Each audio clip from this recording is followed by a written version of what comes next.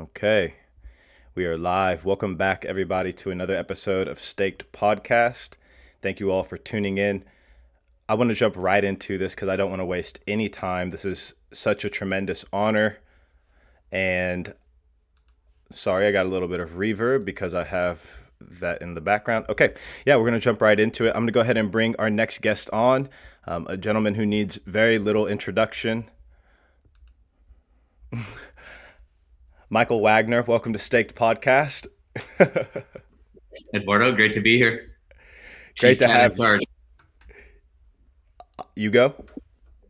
I was saying Chief Cat Officer on the show. Yes, very excited to have you with us. Appreciate the respect to the Anon community, and there you are. Awesome. Turns out I'm not a cat. Well, it just means so much to me that you've taken this time, and I want to jump right into it. I know there's a lot about you already online people can hear, but just for the guests, people who may not know, tell us a little bit about your background, education, work experiences, everything that led you up to, starting Star Atlas, because I know you have quite a very unique for our industry background. So go ahead and share with the audience. Yeah, of course. I guess I would just say I've always been entrepreneurial spirited. For as long as I've been alive, I've essentially tried to identify business opportunities. And this goes all the way back to my elementary school days where I was selling products and kind of running opportunities on the playground, if you will. So I've always, one of the stories I like to tell is about, I went to Costco with my mom and picked up a big bag of candy. I bought with my own money, went to the school ground and was selling this candy out on the like next to the snack bar. And the principal actually came by and confiscated my candy, which I'm still bitter about to this day. But anyway, so I've always had kind of little things opportunities that I targeted and business enterprises that I've worked towards. When I got out of college, I graduated with a degree in entrepreneurial finance and went into the traditional finance field. So I'm a CFA charter holder. I worked in the field of portfolio management, doing things like investment and securities analysis, and portfolio construction and management. I was really fortunate to get introduced to Bitcoin in 2013 through a good high school buddy of mine. And my inroad was through script coin mining. And we grew up, it's relevant probably for the discussion today, but we grew up in an old gamer group, just a bunch of nerds in high school. We were called the Lanarchists. So this was back in the 90s where broadband internet wasn't widely available. And so the only way to engage in a lot of multiplayer gaming was to actually bring your computer to somebody else's house and set up an Ethernet or a LAN, local area network, and play games. And so, and give us an idea of what year this is Yeah, this would be like 95, 96, 97. Okay. Yeah. A true millennial baby. I guess I'm on the cusp, but yeah, toward the front end of the millennials, but for sure.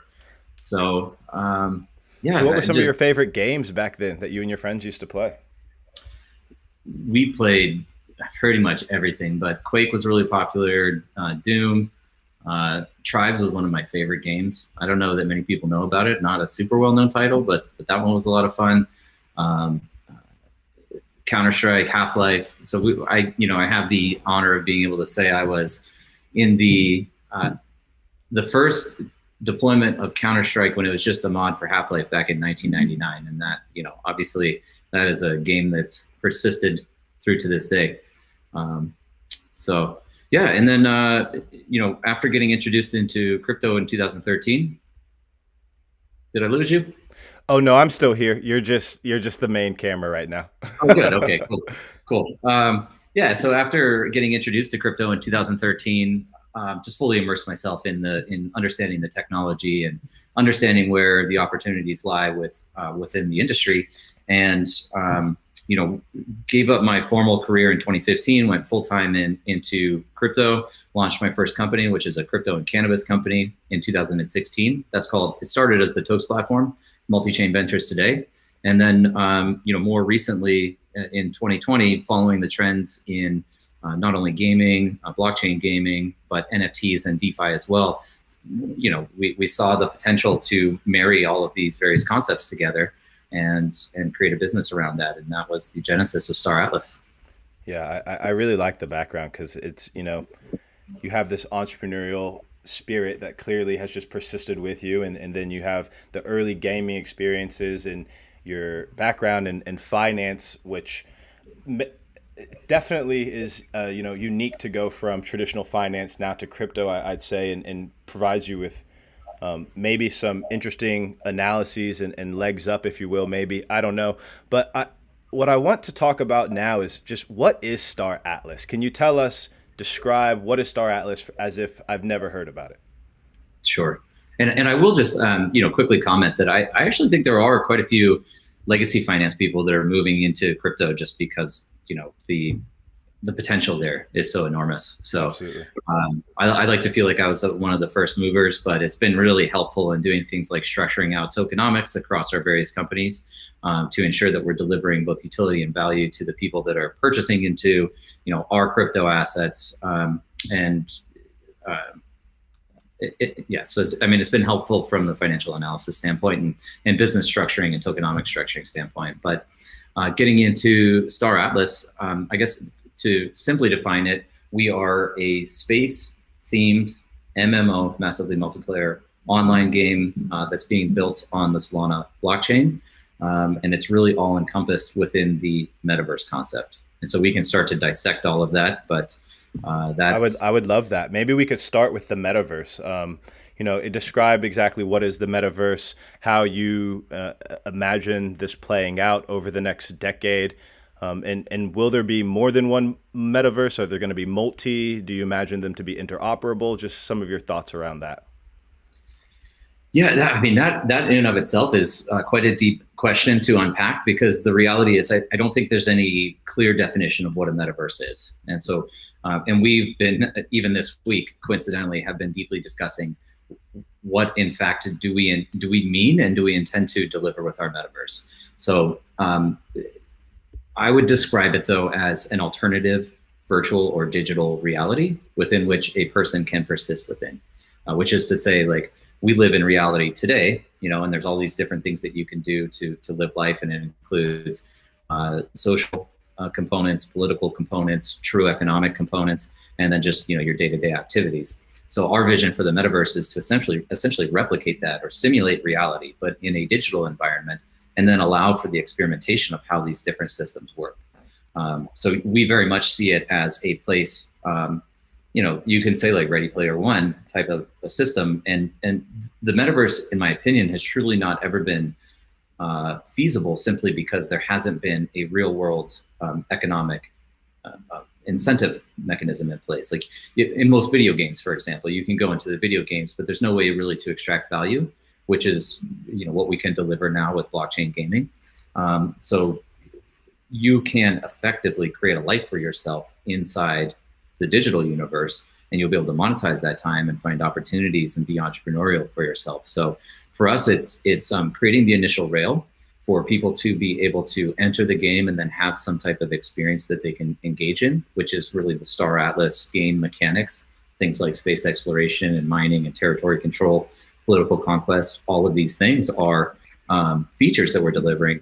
But in the future, it's more about creators coming in and producing their own either player-created content or creative avenue to express themselves within the game. And it could be as simple as, hey, I just want a place where I can go and hang out with my avatar. Yeah.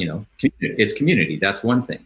But launching your own business in the space, or creating skins that can be sold to other people, or things that are completely unrelated even to the game content that we're producing, it is really where we see the metaverse going. And we absolutely think that there will be, whether you want to call it a single unified protocol that is the metaverse, or if it's just the ability to laterally move assets across game environments, but technically within this kind of multiverse model, we think that's the future, without a doubt. Yeah, I really appreciate that insight. I want to be able to jump into the mechanics in terms of the battling, the factions, the staking, all of that of Star Atlas. But before we do, I want to go back to the beginning when you talked about, incorporating DeFi and NFTs. But we do have a question in the chat, and it's actually on topic, so I will go ahead and ask this. Can we have infinite procedural metaverse? I'm not entirely sure what is meant by procedural metaverse, but maybe you have an answer.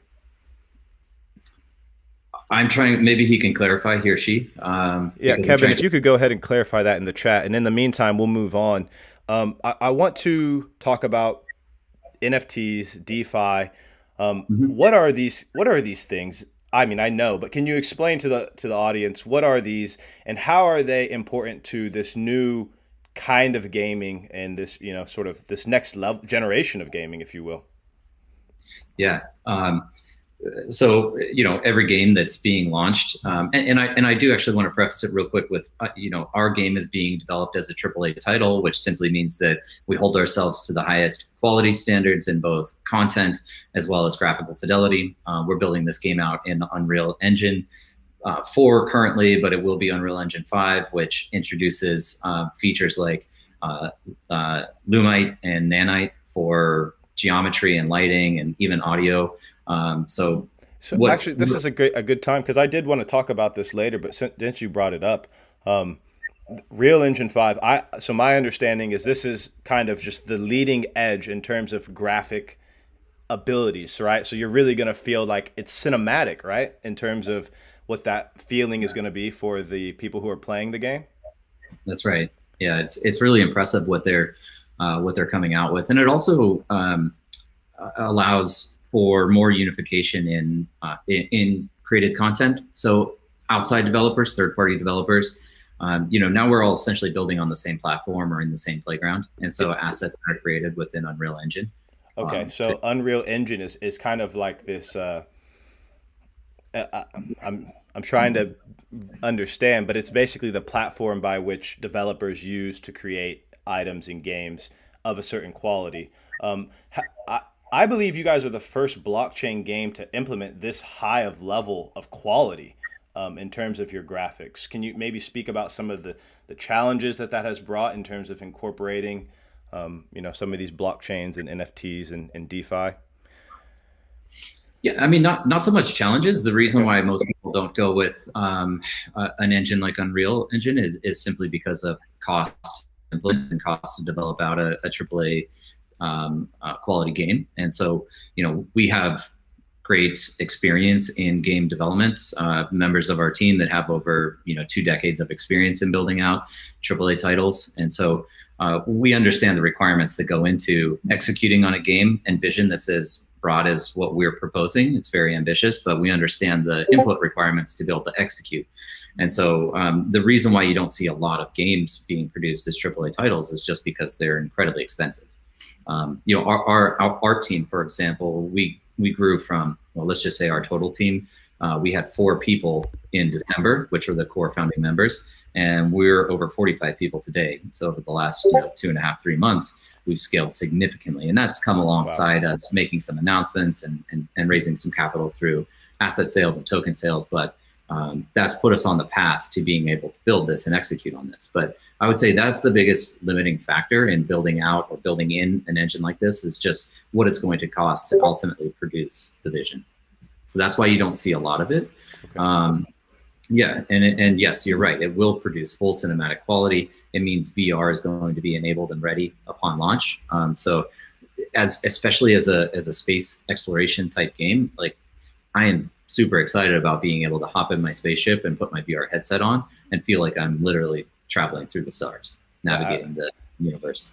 As I was preparing for this interview, I posted on social media, and one of my childhood friends, he commented, and I was like, yo, this game is literally everything we dreamed of as a kid. Like, that's what this game is. So is it going to be compatible with Oculus Quest, or what sort of VR headsets do you see being compatible with? I don't have an answer for you on that yet. We're not necessarily to that stage of development, but all I can really propose is that we'll ensure that they're compatible with all of the mainstream popular VR headsets. I use an H2 Reverb headset personally, but Actually, Yeah. yeah, I don't own I do not own a headset, admittedly. So that's a is this a recommendation? Are you would you like this one or?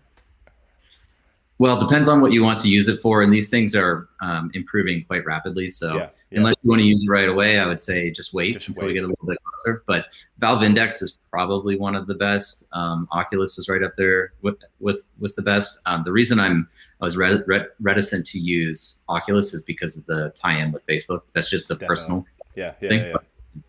No, that makes a lot of sense. I actually appreciate that.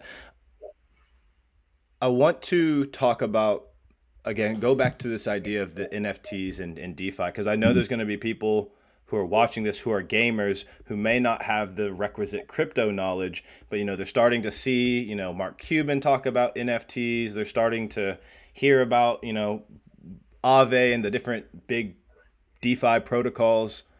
How what do these concepts mean in terms of Star Atlas, and what does it mean for the gamer? It's really empowering for the gamer, and that's what the why we wanted to deliver a game that's built on blockchain and using something, using a protocol like Solana, which is the protocol of choice for us. Why it's important is so the NFT asset ownership means that every one of the players has true ownership over the assets that they're playing with in game. So by and large, as it exists today, when you play a video game and you level up and you earn new assets and build your character over time, that's all completely locked in that game universe. And for the most part, the game development companies try to restrict your ability to I don't want to say monetize it, but they restrict your ability to sell those assets to anybody else, and they prohibit or restrict things like, earning gold in game, gold farming, and then selling that to other players. So we're doing the opposite of that. We're saying, well, one, you own all the assets, you're buying into them, you own them. Any improvements on those assets over time, those are also entirely yours. And further, we're building in an NFT marketplace so that players can freely exchange that with one another. So there's peer-to-peer exchange of these NFT assets, as well as having the ability to purchase assets from us through the marketplace.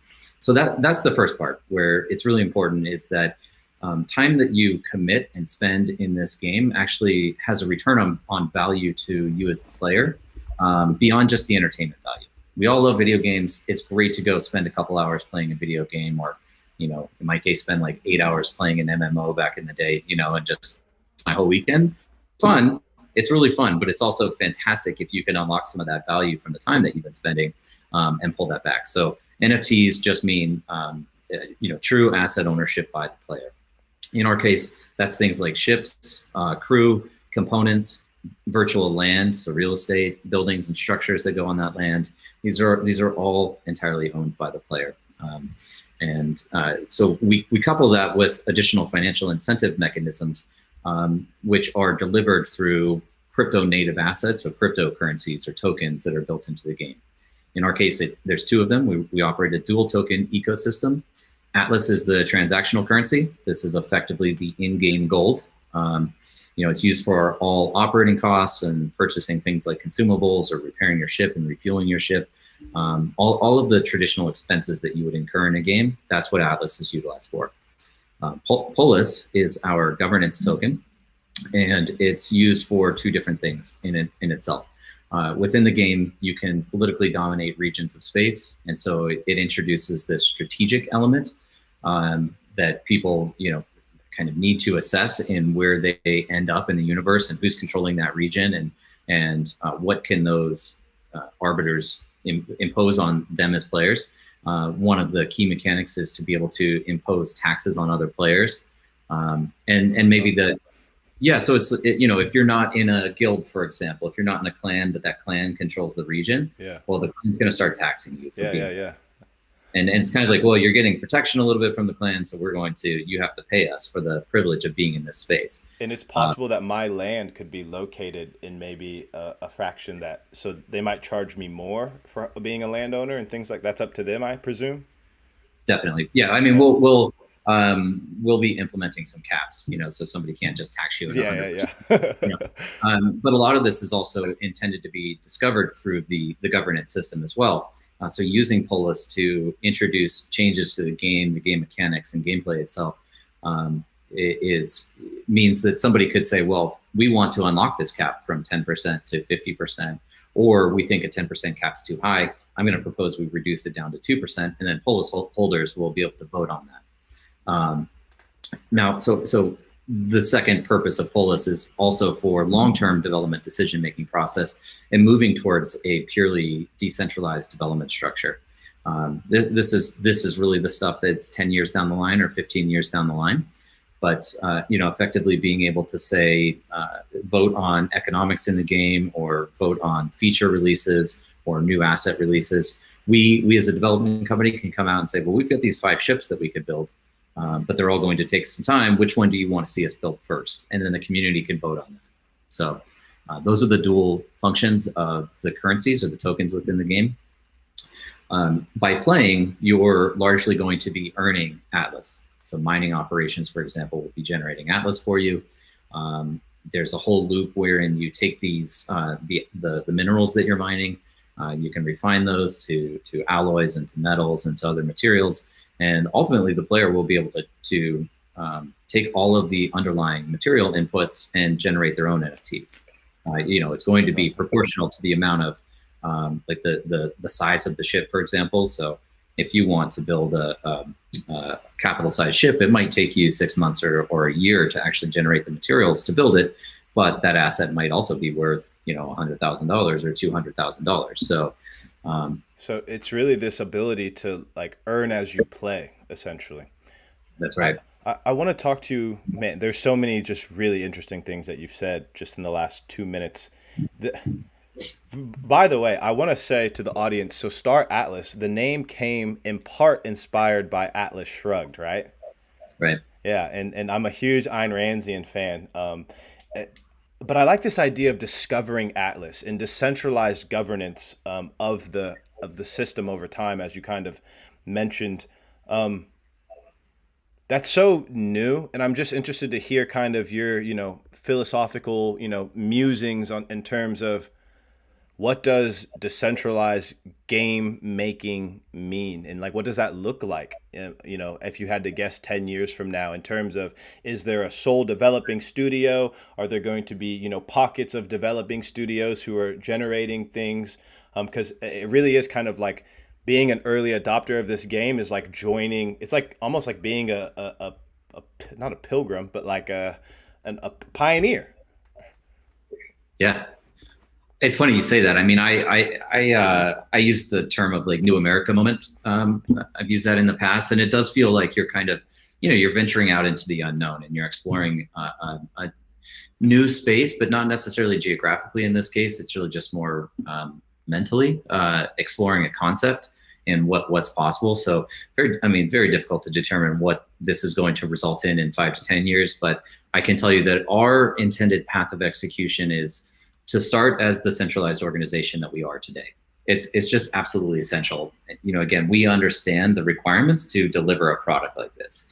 And so eventually we'll get to a point where we have a polished, enjoyable, entertaining product that, by the way, is not, we're not building for the crypto community or the blockchain gaming niche. We're building for a mainstream audience, which is why we wanted to go with the caliber of content that we're creating. But over time, and with our own governance system, we can introduce this economy wherein people are able to contribute in some way, and feature development and asset development and experience development can all be delivered through some type of voting system. So we see ourselves as, over time, operating from the sole deciders of what happens within the game to just being another contractor in the metaverse. So, if the community determines that we have capabilities and talent that they want to pay for, well, we determine some type of model wherein we can be compensated by the metaverse itself, not by other players, and then we generate content for it. And so can everybody else, by the way. That's the beauty, right? So everybody will have the potential to contribute in some way as long as there's demand for whatever it is that they're creating. Yeah, I really agree with the idea of starting centralized in order to become decentralized, because I think that 2020, we saw a lot of experiments in terms of what happens if you decentralize too quickly, which has its own host of issues. But I do want to talk about the two token model because, with your financial background and the two token model, which I think is relatively unexplored in terms of the tokenomic possibilities, tell us about why you guys decided that was, the best idea for you in your game. They really just serve two independent functions, right? I mean, one is I'm trying to think of maybe an appropriate analogy, but if without getting too far out on the political spectrum here, but effectively we wanted people to be able to participate in governance optionally. And so it's as simple as that. You either want to be involved in protocol game development or strategic governance within the game, or you don't. And if you don't, that's fine. You don't have to own POLIS. Just focus on, using Atlas and earning Atlas and reinvesting that into assets. But one is just purely transactional, and the other one is politics. And you don't necessarily want to marry the two, combine the two, or we end up in a system where all the politicians are effectively owned by lobbyists, right? Yeah. So we just see them as separate functions that are necessary to execute on the model. And again, going back, it's social elements, it's economic elements, it's political systems, and then that's all wrapped up in the metaverse. So they're all just independent systems. Yeah, because I guess this is for the first time I'm starting to see it's kind of like learning from the mistakes of history almost, in creating the separation between governance of this metaverse and the creation of money. Yeah. I want to talk to you about staking assets. Tell us about this functionality and the importance of staking to the players. There's a bunch of different ways that you can use staking, and maybe I'll just round out the discussion around the various methods that we're using blockchain. So again, it was NFTs, it's our own crypto native assets, Atlas and POLIS, and then the incorporation of things like DeFi protocols into the game as well, which really enables players to generate yield off of assets that are owned.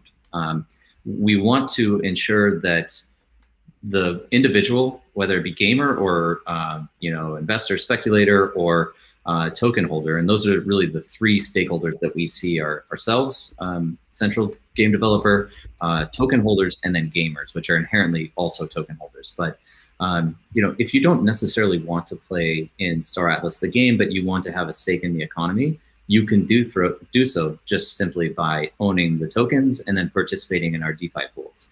And it will be Atlas or POLIS paired against something else, or it will be participating in the fractionalization of actual NFTs that can be owned by players. Now, participation in staking purely just generates a reward for you. This is really not a proof of stake network whatsoever, but it is a way to deliver value to that person who's holding the token. So that's one path. DeFi pools are a second path. Where I think there's a tremendous amount of potential is actually in staking your NFT assets. And what we want to accomplish with that is allowing players to contribute them to pools wherein other players can borrow them or rent them rather. So we create this sharing economy around game assets, kind of like an Airbnb, except instead of staying in someone's house, you're borrowing their ship for the day. And you get to earn revenue off of that ship, and they get to earn revenue off of you because you're paying to rent it. And there's all kinds of complications that can be introduced as a result of that.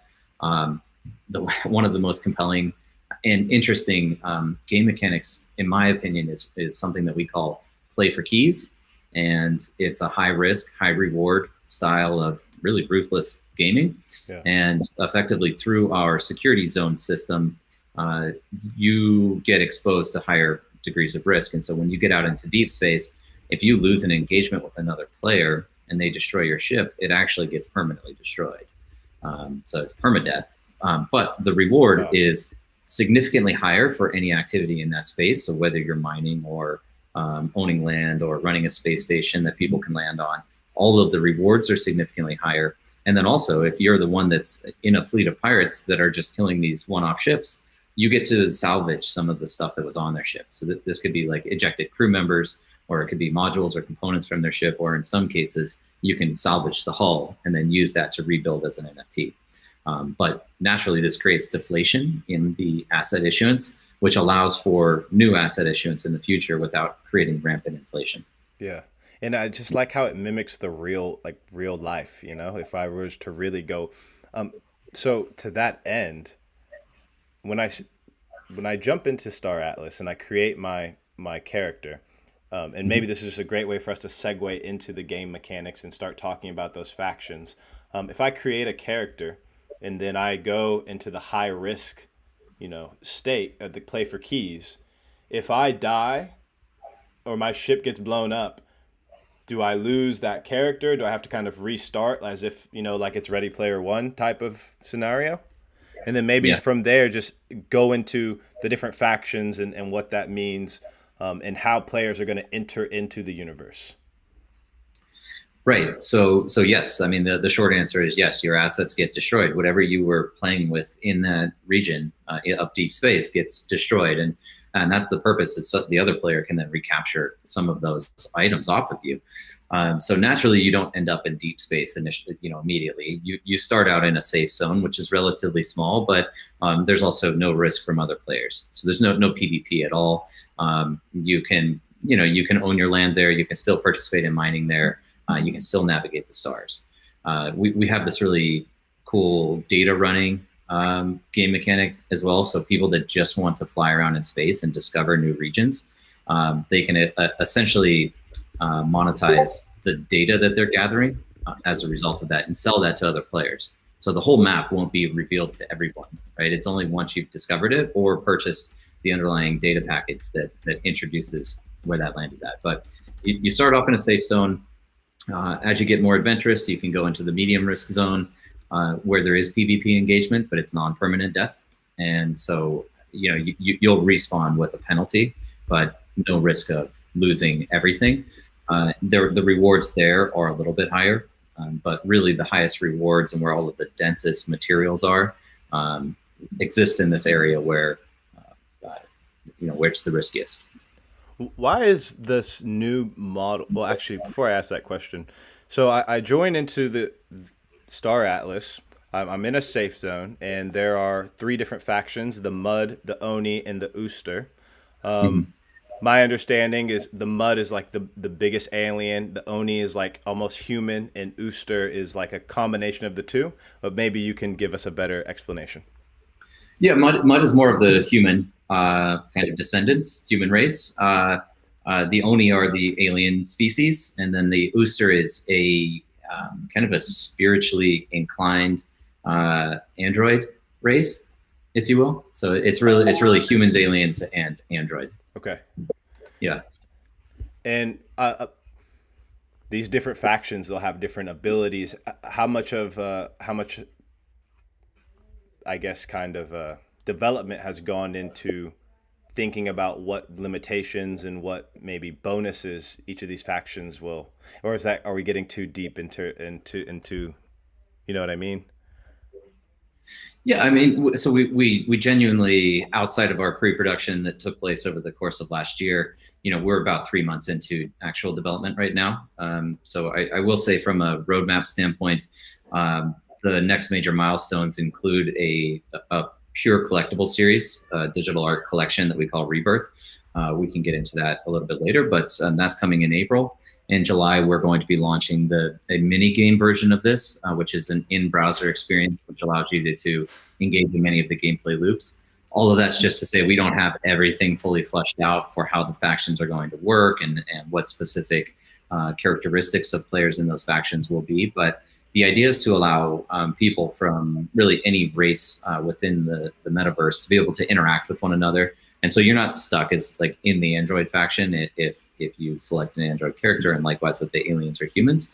We still see it as being highly interactive, but where we'll probably see more differentiation is in what specific like minerals are available in each one of the factions. And so we're actually trying to encourage people from different factions to work with one another, but there might also be some form of uh, territory control that's related to the individual factions that creates some interesting gameplay as well.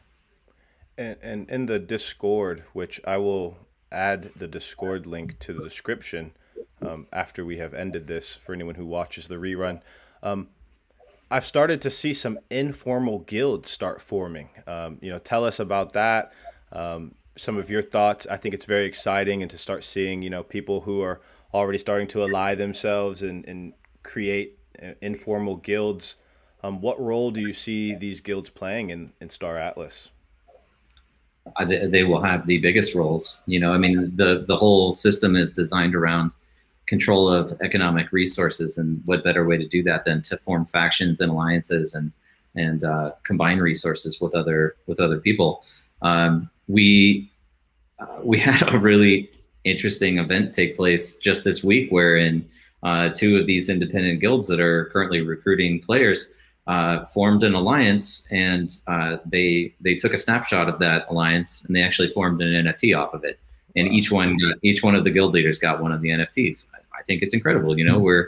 We're able to right now document history in a way that has never been executed before, and now we have this permanent record on chain of this alliance, right? So you can essentially now refer back to that at any point in the future if this alliance breaks up and they start fighting with one another. I think it's really cool.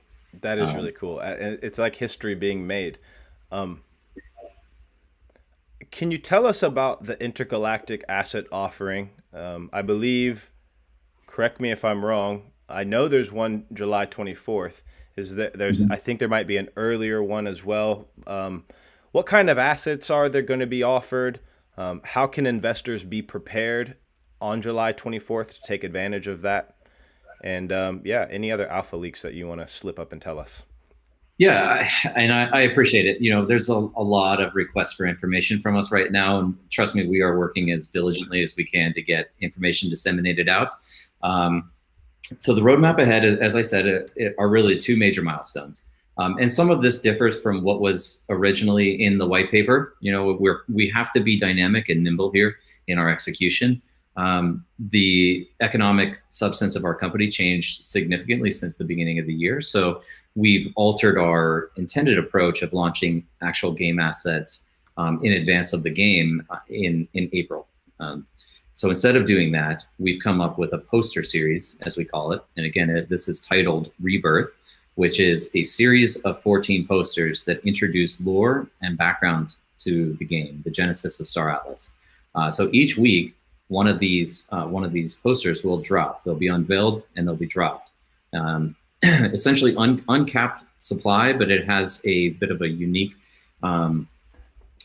pricing model behind it. And so I don't want to share too much about that right at the moment, but I will tell you, as you progress along and collect more of the posters, you're going to be receiving some bonuses. So if you collect the first 3 posters, for example, you get a custom skin, you get a custom emote, and you also get a custom pet that will never be generated again. And as you press up the scale, you'll actually be receiving some NFT game assets as well, so ships or Landor, things like this. But they'll all be, all of the art is really beautifully done. It was designed by us in-house. We have AR overlays on this, so it becomes more interactive. And then we also have audio tracks being paired to each of these by mainstream artists. So the collection itself is going to be, I think, attractive to many just pure NFT collectors, even though they aren't game assets. And maybe one additional alpha leak on that is we formed a relationship with a platform called Uniquely. And their platform is designed for the fractionalization of NFT portfolios. So what you can effectively do if you purchase all of the posters is deposit those to an account at Uniquely, and then allow other people to invest in your portfolio. So you're really allowing more people to get access, even as a small share of the entire collection. And then you as the owner get to, de-risk yourself a little bit from the total size. So if someone wanted to start being a collector of these posters, that's not going to start until the summer. So that comes up April 24th is our official launch on that. Okay. Yeah. Thank you. I just want to clarify that. Yeah. So, and then the idea was to ensure that we have touch points with the community throughout this process, throughout the development process. And so that series runs up until mid-July, which is when we'll be preparing for our main debut, which is the launch of all of the NFT in-game assets that you can purchase, as well as our token generation event. We'll be running our IDO and IEOs. We have a lot of great outlets and venues that are interested in hosting an allocation. And so So you We imagine that'll be kind of distributed across some of these different NFT marketplaces. So it won't just all be in one. It might be some at this one, some at, OpenSea, some here or there. Is that how you plan to see?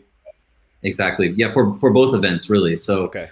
we'll actually have the first version of our game UI, our mini game UI, which is going to be used exclusively for sale of the posters. But we'll also be hosting on OpenSea, and there's one or two other marketplaces that we might use for the NFTs. I have a question if I can just interject. How do Sure. you so I've been seeing some different models around. This is, I mean, the intergalactic offering, this is very new. I think I've seen some other games do these asset offerings, but even just with coin offerings, we've seen, I don't know if you're familiar with Luxo, but they did like this reversible ICO. And so Mhm. have you guys created any procedures or any thoughts about how to make the initial galactic offerings as, fair in the beginning and accessible, and so it doesn't become like a gas fee war type of thing? And then also, what advice do you have in terms of, hey, how do you be prepared? Because I've tried to participate in some of these things, like Polka Pet, for example, and they sell out so quickly. You if you don't have your Mhm. money in your MetaMask, ready to go, you're gonna miss out, and people don't want to miss out on this. So what advice can you give to us to be prepared? Yeah, I mean, one benefit of building on Solana is that it is not only extremely high transaction throughput capabilities, 50,000 transactions per second currently capable on mainnet, but low transaction costs, so 1/100th of a penny per transaction. Yeah, and now we will be launching across both Solana marketplaces as well as Ethereum marketplaces. Obviously, our advice would be one, get your Solana wallet set up, and there's a number of Yeah. them. Yeah, that's a Um, great. Can you go ahead and throw out your favorite? This is going to be a great segue to us talk about Solana, which has been in the background of our whole conversation, but I really want to focus on it. So continue with this advice. Yeah, I mean, there's a couple of great wallet applications out there already. I personally use Solong is the browser plugin wallet that I use. Sol Flare is really good if you're connecting it up to a hardware wallet. And then I think one of the more promising wallets that's coming out right now is Phantom, which is going. You're also going to be able to host your NFTs alongside the metadata within your browser plugin wallet. So Phantom, I think there's still in closed beta, so not everybody can get access to it. But by the time we go live, that should be available to the public. Yeah. So, and the nice thing about like Solana right now is they've already built out a bridge between Solana and Ethereum. It's called Wormhole, and also Phantom will have this bridge native in the wallet itself. So if you have assets on MetaMask that you want to bring over to Solana, and they support virtually every wrapped asset that you can imagine, including Bitcoin and Ethereum and USDC, USDT. We'll be accepting a wide range of different payment types of cryptocurrencies specifically. But that would be the most important thing is play around with Solana a little bit. You'll find it's really easy. There's also some great DeFi right now on Solana. Radium is really cool. Mango Markets, Bonfida. Bonfida has their little sister entity that's called Solable, which is an NFT marketplace. So I would suggest that you play around with Solana a little bit because the costs are much lower. But if you still want to go with Ethereum, we will have venues set up that people can purchase assets through. And in terms of fairness, the idea is to spread this out to multiple marketplaces. So we're not driving all of the traffic to one place and then it becomes this battle for whoever clicks their mouse fork first, right?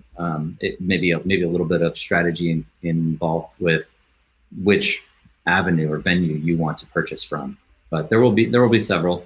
And then finally, on the game asset side of things, I think the token sales will probably be oversubscribed based on what we've seen to date. But with the game assets, we do want to make sure that there's a delicate balance between having too much supply, which is decreases the value of each one of the underlying NFTs, but also making sure that we have enough so that everybody can get into the game. We don't want people to feel like they have to bid 10x on an item just so they can get into the game. And so we're launching with fixed prices. Virtually everybody should be able to purchase a starter ship, and it's going to be somewhere between $5 and $20. So reasonable cost to get in and start playing the game.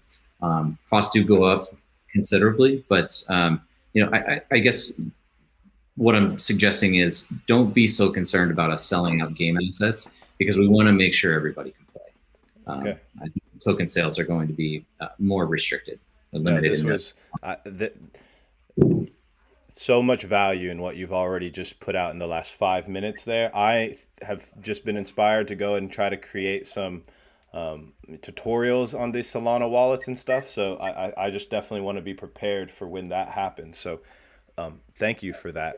And talking about Solana, is this me more trying to pick your brain in terms of how you see this industry developing? I've heard you refer to Solana as a third generation layer one. Can you explain what you mean by that?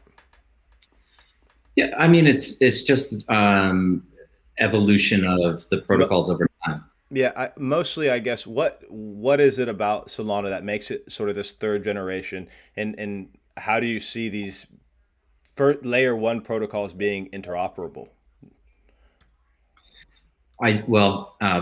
Starting with Solana being, Gen 3 blockchain is one, they've created a unique consensus mechanism with a proof of history timestamp that allows them to introduce parallelization and scalability in the subsequent transactions. So everybody essentially, all of the validators on the network have consensus based on this proof of history timestamp, which is different than how Bitcoin comes to consensus in that the timestamp is included in every block. So instead of doing that, there's this isolated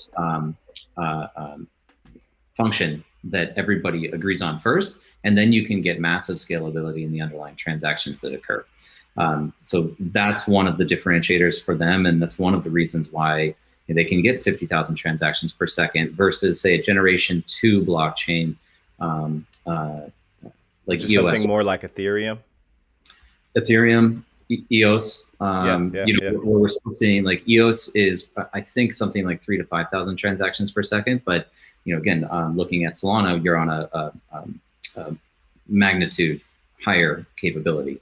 And then, Bitcoin was just the first generation blockchain. And also like the script coins were first clones of the first generation blockchain. So that's all I mean by that is the features that are being introduced over time and how things are. That makes a lot of sense. I just I like to try to learn other people's industry, their frameworks, and that framework is one I've heard before, but definitely just wanted to hear it kind of repeated for the audience. I do want to turn, I know we have like maybe 10 more minutes before you have to go. I want to go ahead and just say thank you up front for your time. It means a lot to me, to my audience, but some of these questions are coming in and they're really good. So Kevin, he asked the question initially and he gave us some clarification. So he says, can we have infinite procedural metaverse like No Man's Sky, no edge to the map, every atom could be tokenized? So if that doesn't make sense to you, we'll just move on. I'm a little confused by it myself, but maybe try to answer it the best you can. No, I mean, so this is a little bit above my technical pay grade, to be honest, but we are shooting for no skybox in the game. So in theory, you can just perpetually explore space. You can just continue in a straight line and it never ends. To the extent that we can have granularity in each point of space, there's some limitations in terms of how much data can even be stored on blockchain. So a lot of this is to be explored, let me say that, but our intention is to develop out a zero skybox game wherein everything can be explored into perpetuity. So I guess the answer is we're trying. I can't give you a guarantee right now. Thank you for that. Next question comes from GXC. He asked, will the ship renting also include the crew and that the owner allowed to have rented? So if you rent a ship, will you also get the crew with it?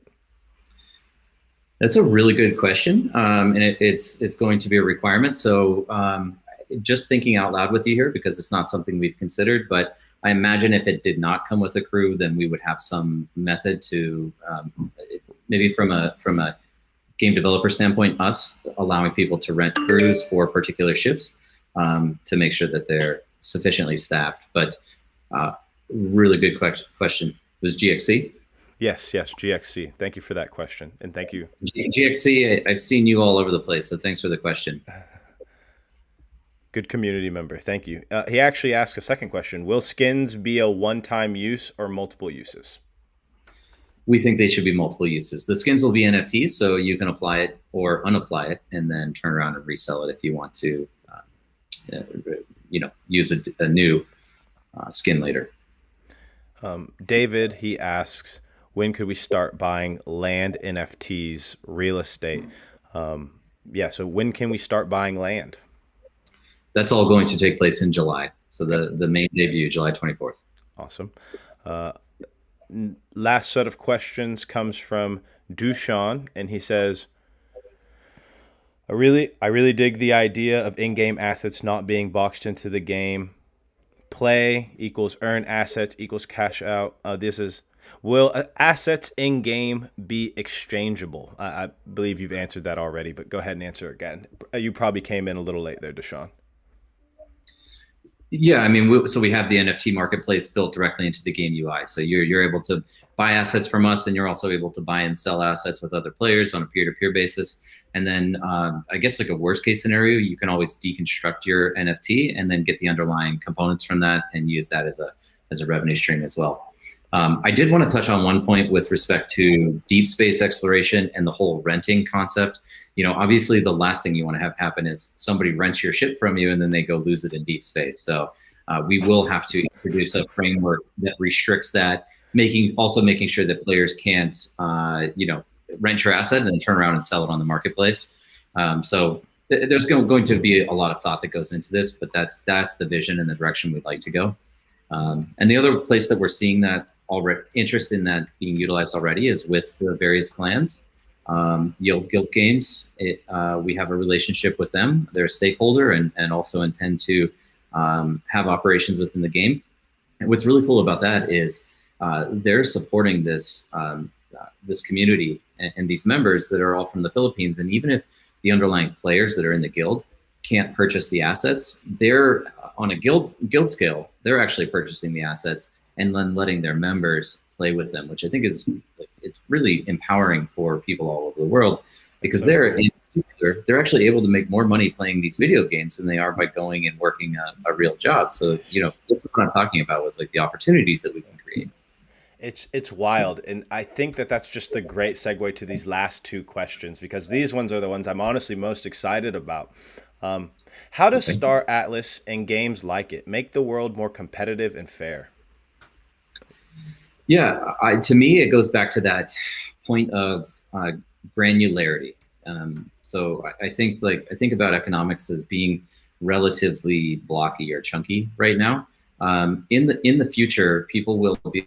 I'm seeing an evolution of this already through things like influencers, social media type stuff.